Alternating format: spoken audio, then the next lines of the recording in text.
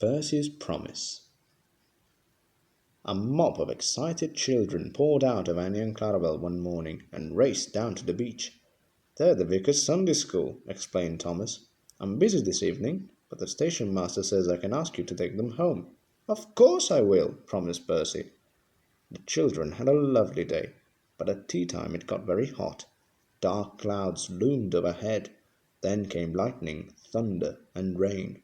The children only just managed to reach shelter before the deluge began. Annie and Clarabel stood at the platform. The children scrambled in. "Can we go home, please, station master?" asked the vicar. The station master called Percy. "Take the children home quickly, please," he ordered.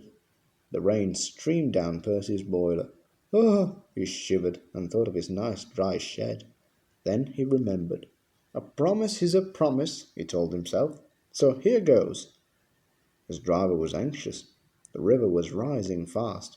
It foamed and swirled fiercely, threatened to flood the country any minute. The rain beat in Percy's face. "I wish I could see, I wish I could see," he complained. They left a cutting and found themselves in water. "Oh, my wheels!" shivered Percy. "It's cold." But he struggled on. "Oh, he hissed. "It's slushing my fire." They stopped and backed the coaches to the cutting and waited while the guard found the telephone.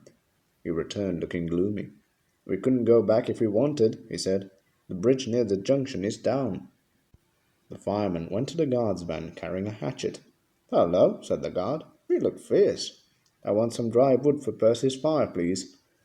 They broke up some boxes, but that did not satisfy the fireman. "I'll have some of your floorboards," he said. "What? My nice floor," grumbled the guard.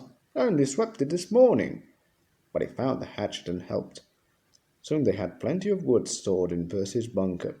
His fire burnt well now. He felt warm and comfortable again. Bzzz.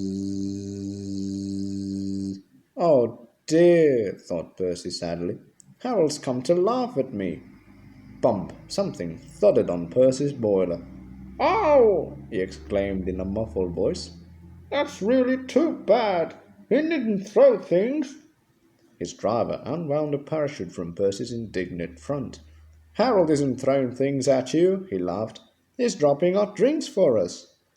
They all had a drink of cocoa and felt better. Percy had steam up. "Beep, beep. Thank you, Harold," he whistled. "Come on, let's go." The water lapped his wheels. "Oh," he shivered. It crept up and up and up. It reached his ashpan. Then it sloshed at his fire. Whoosh! Percy was losing steam, but he plunged bravely on.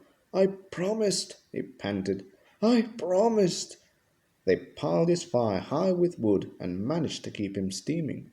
"I must do it," he gasped. "I must, I must, I must."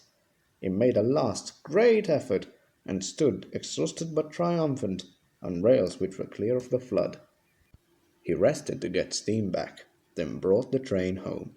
"3 cheers for Percy," called the vicar, and the children nearly raised the roof. The Fat Controller arrived in Harold. First he thanked the men.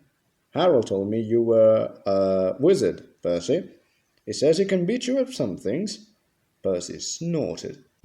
"But not at being a submarine," he chuckled.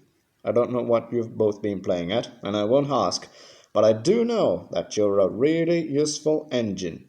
"Oh, sir," whispered Percy happily.